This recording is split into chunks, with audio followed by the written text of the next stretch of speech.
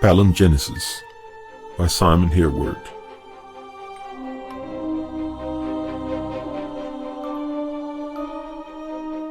Book 1. Progeny of Hate.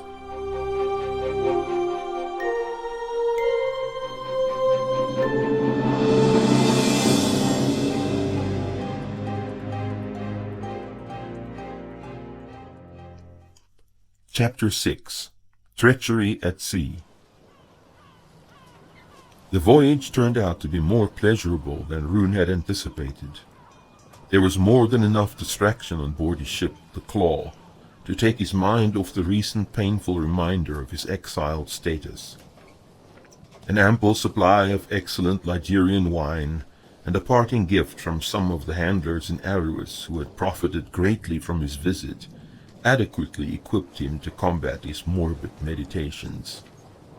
This last was a comely girl he merely had to return on the first passage from Kherton to the city, but he more than liked the look of her, and had a good mind to keep her for himself. She seemed somewhat nervous and laughed too loudly and too often, but was sufficiently stupid to last longer than his present companion, Kira, awaiting his return in Kherton. The latter had ceased to amuse him as soon as she had been in his house long enough to start making demands. It was time to send her back to the brothels in Kilvest. He spent the greater part of the first day drinking heavily and enjoying the lulling effects of intoxication, and although he stopped short of a stupor, he had no need of the girl that night. He never even bothered to find out what she called herself. The second day passed in a cloud of misery, partly caused by the ache in his temples and partly by his unwillingness to abide the latest insult and injury aimed at him by his own brother. They made good time with the aid of a steady, favorable breeze, and he hoped to reach his destination before noon on the third day. He mulled over in his mind impossible plans of revenge that only added to his melancholy. Even if he did take Raschen's position as chief captain in Kilvest, the islanders were not fool enough to follow him on a suicidal course against their major trade partners. And how could the sea ravens hurt the might of Nuria and Ligurium but through denying them ocean passage and trade? It would hurt the islands more than the mainland states. No, they were snug in their security. He reminded himself for the umpteenth time to prevent his hate from consuming him and turning him into an embittered, impotent drunk. It was interesting, though, what the little princess had said about the possibility of Malik Yulian's underhandedness. Would it not taste sweet in his mouth when the mighty princes of his former people fell to their doom?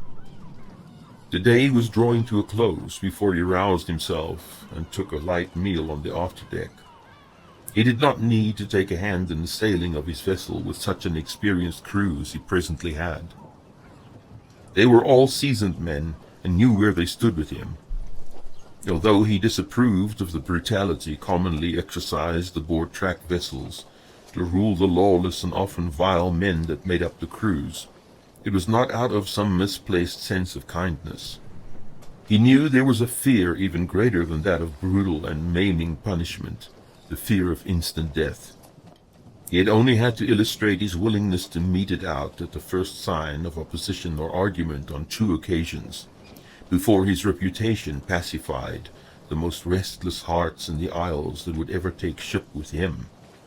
He had even inspired a new maxim, Rune's Law, an instant and deadly reprisal for a perceived challenge to authority.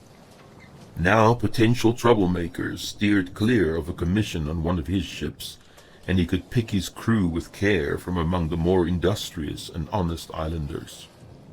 The freshening southwesterly breeze heartened most of the 25 men on board, but certainly those who had left families behind in Kherton, for the cruise had been an extended one. They had set out for the south during the first days of greenswell season, more than 30 days before. And though they had experienced the excitement of the stopover in Arduous, they longed for their own hearths, where they could hand out the treasures they had procured in Ligurium on the return trip, and relate the adventures they had lived through yet again. They could look forward to spending the remaining 10 days of Suntide at home, doing some quiet fishing or gambling away their wages, whichever took their fancy, for they would certainly not leave for the south again until the second or third day of high sun tide, after the feast. This anticipation was infectious, and somehow managed to lift Rune's spirits also. Caerton was a picturesque island, despite its somewhat barren soil and mountainous aspect. His life there was comfortable, if a little dull. At least he was not only feared on his island, but also respected since the day, more than 3 cycles previously, when he had bested his former master, One-Eyed Nichal, to succeed him as lord in Caerton Town. This man had thrived on the sort of brutality Rune despised, and regarded as a sign of weakness or even insanity. The local population had cheered his downfall. They were rather proud of their able stranger, who had restored their failing esteem and fortune among their neighbors. Now they would support him despite his vicious temper and his readiness to administer death. These qualities, regarded as vice in other men, were elevated to virtues when possessed by their lord. It was pleasant to feel the cooling draught of air on one's face in the early evening. It brought a thrill to the very bones when combined with the gliding motion of the ship. The swell was moderate enough to be rendered ineffectual by the general movement of the ship, and the seafarer did not even notice the slight roll. In the east, the first stars were waxing bright in the fading daylight. The twin fires of Lauren's eyes were capped by a wisp of cloud, giving them the appearance of a frown. The northern sky displayed the startling brightness of Gith, the principal star of the Nurian dragon, a great friend and ally to the wayfarer by land or sea. To the south he could make out the beginnings of the harp and the furnace, while overhead the slow coils of the river sparkled dimly. Haldred was looking at the same winding trail of lights, which the Ligerians identified as the Serpent. The tiny pricks of whiteness grew in strength and clarity as the sky darkened, and she wondered why her thoughts could not follow the same pattern. They seemed to fade into the obscurity, eluding examination and analysis instead of growing more apparent and understandable. Nothing was as simple as one would like it to be. Even the whirling pattern above had to be interpreted and constructed into the shape it represented. Likewise, her experience of any matter of importance, with its many points of view and hidden consequences, would befuddle itself in complexity ere long. Vengius had paid her a parting visit that afternoon. He would leave on the morrow for Lysan in the troubled south. There had been something gloomy about his appearance that had touched her with the cold fingers of premonition. His eyes had said what he would not say out loud. In an inquiring glance he had searched her thoughts regarding his warning, but she had been unable to respond in the way she knew he had hoped for, and that she had sincerely wanted to. There were too many doubts, too many questions for which he had no means of procuring answers. As a final discomfiture, he had become apologetic. Like a fool, I blurted out what must seem a fantastic story, the fever dream of your always strange relation. His voice had been distant, neutral. Of course, you need evidence. Though I have nothing to place on the table, my experience remains ever hidden from others. The insight I have gained I cannot share.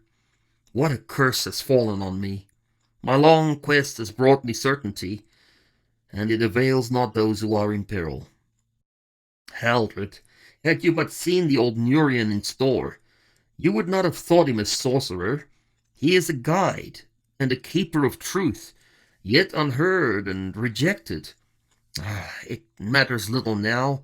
What can one man do against the pressing patterns of fate? She had frowned at the sudden change that had come over him then, the last raw desperation written on his visage. Save yourself. Save yourself and the child. Travel into the east, far away from the slaughter. I have a trusted servant. I can send him with you. I will see how the battle goes, though there is little hope, and send for you. And if all is lost, I will hasten after you, protect you. She could still see the sad little smile after he had embraced her, as if he had relinquished the last expectation of being heeded or even just understood.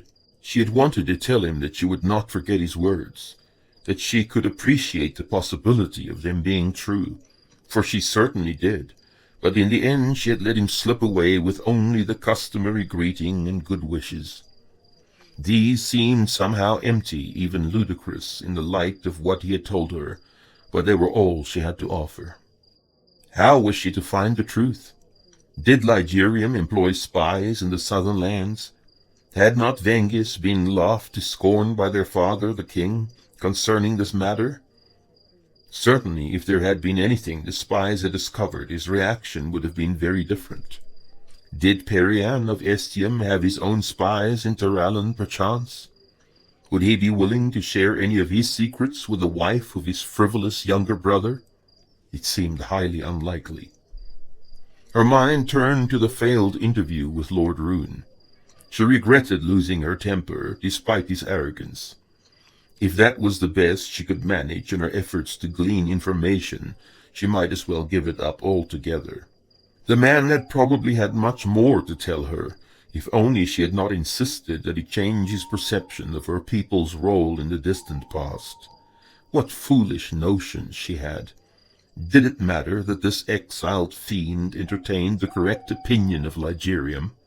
Had it not been more important to gain what knowledge she could have, and allow him to rot with his misconceptions? Now he was beyond her reach, and the opportunity lost. It seemed to be the pattern of her existence, unrealized possibilities. Her hopeful marriage to Julos, the romantic interests before that, her present social malaise, coupled with her uncertain faith in her brother's words, even the conversation with Anurian, all these contributed to her sense of discontent. Perhaps she was also disappointed in herself, that she seemed unable to rise to the lofty occasions presented her, the full tides she would allow to pass untaken. Had she but remained a little girl, her dream would have retained its beauty. In the sky the twisting trail was plain to see now, though just where it ended she lacked the knowledge to tell. It was like her life's journey, traveling from point to point, with large spans of lonely darkness between, ending in uncertainty, and always the powerless probing at matters impossible to fathom.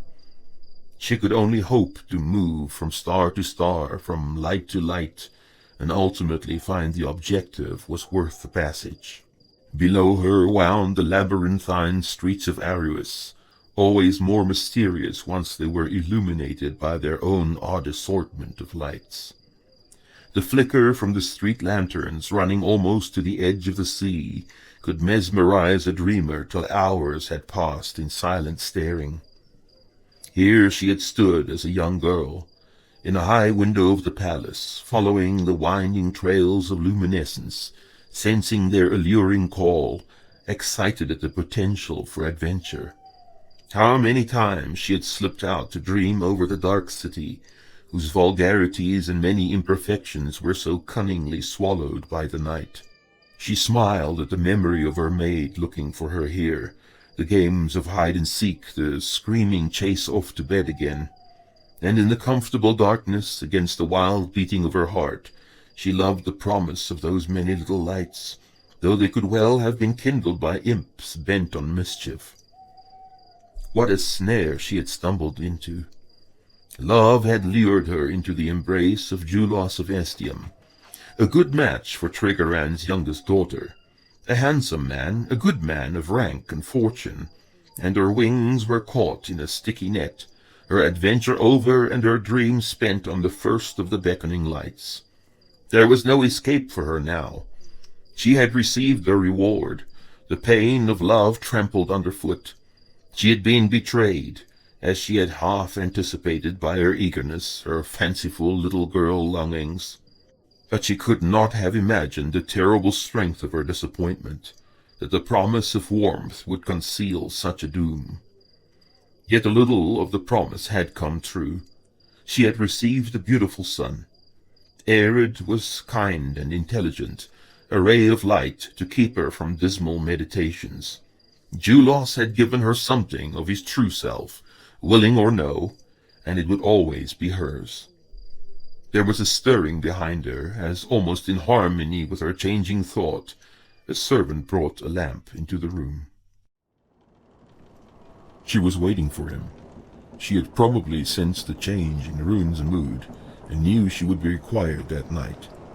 Despite this, she seemed even more nervous than before, almost spilling the wine when she offered it to him. He looked at her quizzically as he emptied the cup. She was no longer a child, judging by the look of her, and should be experienced enough with all types of wild men. It disturbed him to think that he was the sole cause of her evident fear. Did he seem a monster to her? What had that Ligerian woman said? The likes of him? This was a Ligerian woman too, but then he had had many of them, and none had seemed as fearful as this one. It irritated him. He demanded another cup of wine, and it was only when he stood waiting for it that he detected the unfamiliar aftertaste. It took him but a moment to realize the awful truth. She had poisoned him. If so, she had a thing or two to learn about Nurians. The children of Vir were highly resistant to substances that could easily bring the ordinary Ligerian low. He stared at her with blazing eyes. Her reaction confirmed his suspicions. She stifled a cry and dropped the full cup from her trembling hands, her eyes darting from him to the open doorway. He was on her in 2 quick strides. She made no effort to prevent his hands from closing around her throat, but only gritted her teeth in a petrified grimace. What did you feed me, slut? She gasped, and he relaxed his choking hold a little. Only a draught, to make you sleep. I know not what it is named. Who commanded you? He forced her chin round so she had to face him. She seemed to hesitate. Who? He dug his fingers into the soft flesh. Her hands came up to claw at his in a futile effort to pry them loose. I know not. Do not lie to me, slattern, if you want to die a quick, clean death. Someone gave you this draught. I saw him not. It was dark. What did you do it for then? He could feel a laxness creeping into his muscles, a warm heaviness settling in his mind, but he forced it back impatiently. What did he command you? The woman was digging her nails into his hands in desperation. He released her only to strike her down with a single blow from his clenched fist. She groveled on the floor, her body quivering like a frightened animal, while gasping sobs shook her frame. Unbelievably, he felt a sudden twinge of pity for this pathetic creature. Then he seized her by the hair and dragged her head up. He could hardly make out her words. Please, Lord Rune, they had my old mother. What is your mother to me, witch? Spill what you know, or you will wish you never had a mother at all. The woman made an effort to control her sobbing. A man, no, 2 men, instructed me to sail with you. They paid well, and said I had to make sure you were asleep. During the 2nd night of the voyage, they gave me a vial to put in the wine. I refused, but they told me to make sure, if I did not want the old woman to provide sport in the arena. Here she was overcome with sobs for a while. Rune released her hair and let her cover her face with her hands. So they had planned something for that night, whoever they were, and they wanted him out of the picture.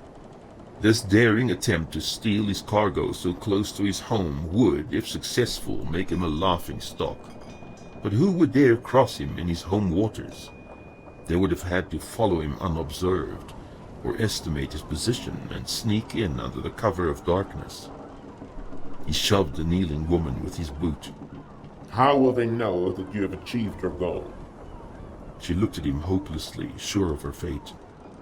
There would be a signal, my lord. I would brighten the light in this cabin 3 times for an hour, my lord. She looked at him quizzically. A strange sensation had spread through his body as she spoke to him, and left him swaying and dizzy with leaden limbs. He looked at her with uncomprehending eyes, wondering why she was on the cabin floor, her face fearful and running with tears. Again he fought the numbness and remembered. That vial. Did you empty it in the cup? No, my lord. They said not to, in case the first attempt. Give it to me. The woman scurried to her heavy cloak that had been draped over a chair and produced a vial containing a murky green liquid. Rune grasped it impatiently and removed the stopper. The odor was unmistakable. He had been such a fool.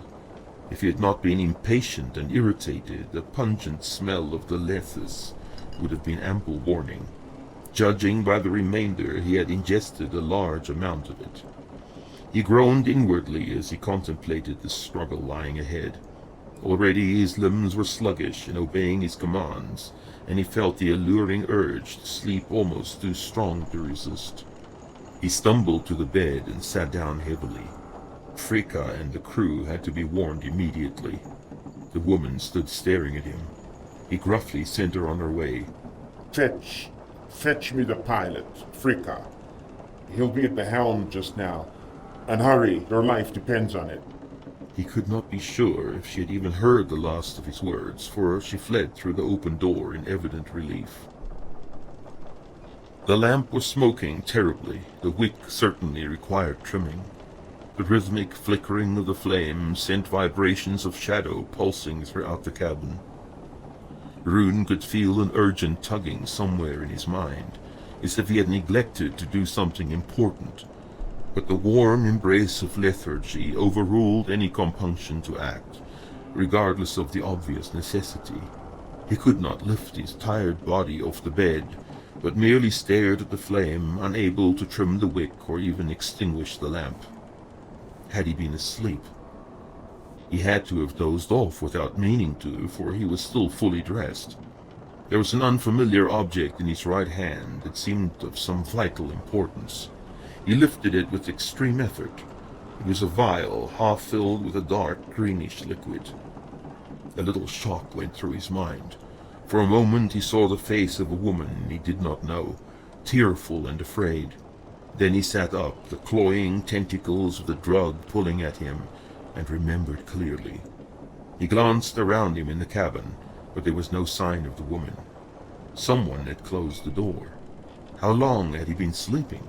Where was Fricka? Was he aware of the impending attack? All seemed quiet on deck. Perhaps all was under control.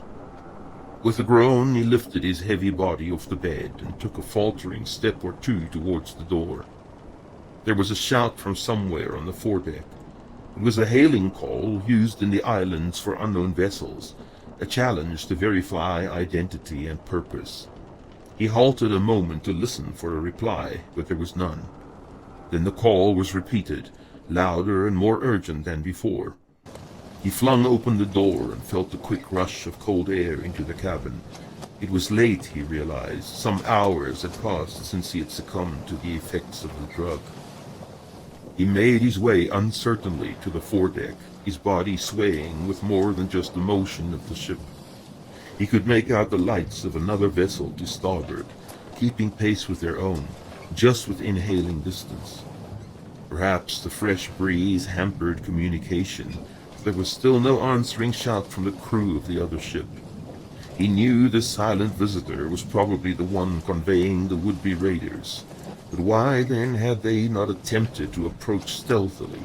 And why did they not approach now under some pretext? Johin, one of the younger members of the crew, was doing the hailing. With him stood two other men, one of whom Rune recognized as his pilot. It had to be the third night watch already if Johin was on deck. The young man swung a storm lantern to and fro in a further attempt to draw the attention of the watch aboard the other vessel. There was something decidedly odd about the behavior of this silent companion of theirs. He could see that it was slightly bigger than his trader and was better armed. It was a slaving ship, used for raiding the Southland coast and boarding vessels from Arran or even Ligurium and Nuria, in order to supply the bottomless slave market with new merchandise. It was certainly equipped with ballistae, of greater power and range than his own, and probably carried a ram, but it would be senseless to sink or burn a cargo carrying merchantman without first boarding her and securing the prize.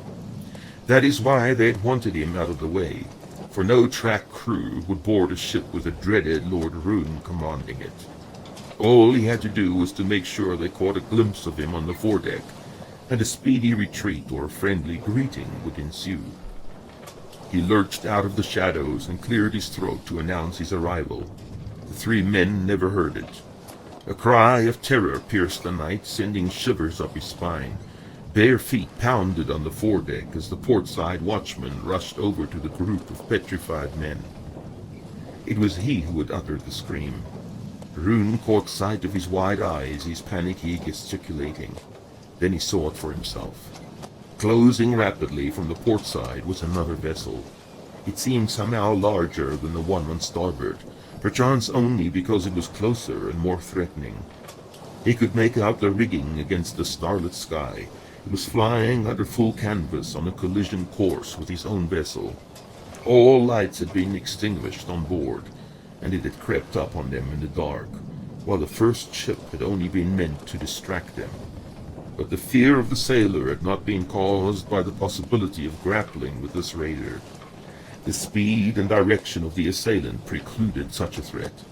It did not intend to run alongside its victim and allow the grappling hooks to sail through the air, but rather to strike it amidships just below the waterline with its ram.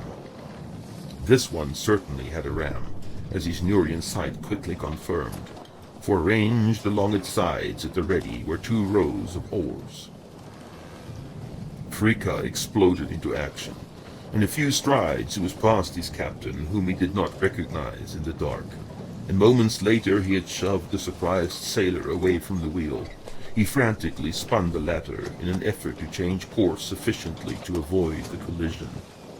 At the same time his commands rang out, betraying none of his own fear. The sailor was sent scurrying off to wake the entire crew. Johin, still standing on the foredeck, was dispatched to rouse the captain. To his considerable surprise, Rune caught him by the sleeve as he attempted to pass him in the dark. No need, Johin. Who's the other man with you? The young man recovered quickly. Hendis, Captain. You and Hendis get up in the rigging immediately. Prepare to hoist every last scrap of sail we have on board. Both men scurried away as the first of the half-dressed sailors appeared from below and flung themselves into the rigging at Frika's urging. Rune made his way painfully towards the wheel, and his pilot noticed the strange gait.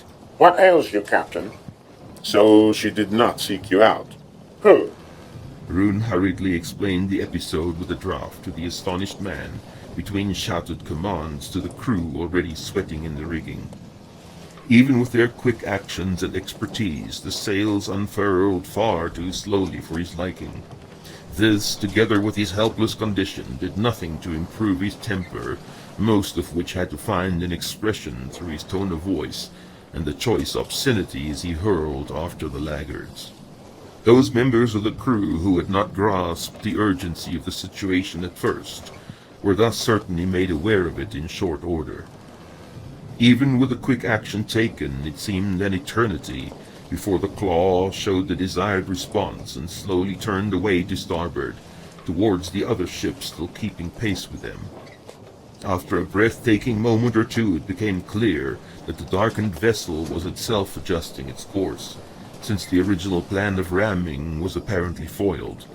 It did not have sufficient speed to keep up with its now flying victim, and a muffled drumbeat started its ominous rhythmic song, while the idle oars were employed to race after the claw. Rune knew that the other vessel would be faster over a short distance, but if they could stay ahead of it for long enough, the rowers would eventually tire, and they could make good their escape, at least from this new threat. The first decoy ship was being handled in a puzzling manner in its turn, however, for instead of heading them off and restricting their evasive maneuvering, it turned with them, keeping the distance between more or less constant. Perchance he had been spotted on the afterdeck, and they were reluctant to grapple with his ship now that their plan to put him out of action had failed. What they were planning presently he could not quite anticipate. In fact, as the minutes passed, things stayed more or less as they were, the lit vessel keeping its distance to starboard, though it had increased its sail also, and the booming dark mass plodding along slightly to the rear and to port. It seemed that they did not know what to do with him now that they had caught him, and he almost enjoyed their evident predicament. On the other hand, he was being driven off course by these tactics, and the darkness ahead could well hide another assailant. The Claw was traveling in a northwesterly direction now, and not making the speed it could if it were still running before the southwesterly breeze. This allowed the cumbersome galley on the port side to keep pace with it. He could not risk turning her downwind and presenting his broadside to the ram of his opponent in order to gain the advantage the wind would give him. He had to content himself with trying to tire out the rowers before attempting this. In the meantime, the crew had armed and readied themselves for a boarding party. These slavers would soon see that this ship was no helpless Aeronite trader they could plunder at will. 2 hours passed before the trailing galley showed signs of slacking. Rune immediately adjusted the course to gain more of the windward gauge. He could feel the freer, lighter action of his ship almost instantly. The galley made another effort to close up, though it had lost its advantage, and he could hear the increased tempo of the drum beats falling behind. Perhaps half an hour later it seemed to give up the fruitless chase altogether and disappear into the darkness. Its companion slowed correspondingly and altered its course to pass behind the Claw. A cheer went up from the crew at this, and some men waved their weapons as if at a great victory. Rune shared their elation, for he would have been unable to participate in a hand-to-hand struggle had it come to that. Something about the actions of the attackers did not quite fit with what he had expected, though. Instead of attempting to board his ship initially, they had tried their utmost to ram, thus sending the crew and valuable cargo to the bottom. What had they hoped to gain? He did not have long to wonder. He had hardly turned to Frika to inquire what their position was when he heard the roar of the breakers. They had been shepherded neatly into the killing ground, where lethal submerged rock would accomplish what the ram had not been able to. Again the men were sent madly into the rigging. Again the pilot whirled the spokes of the wheel, but this time it was to no avail.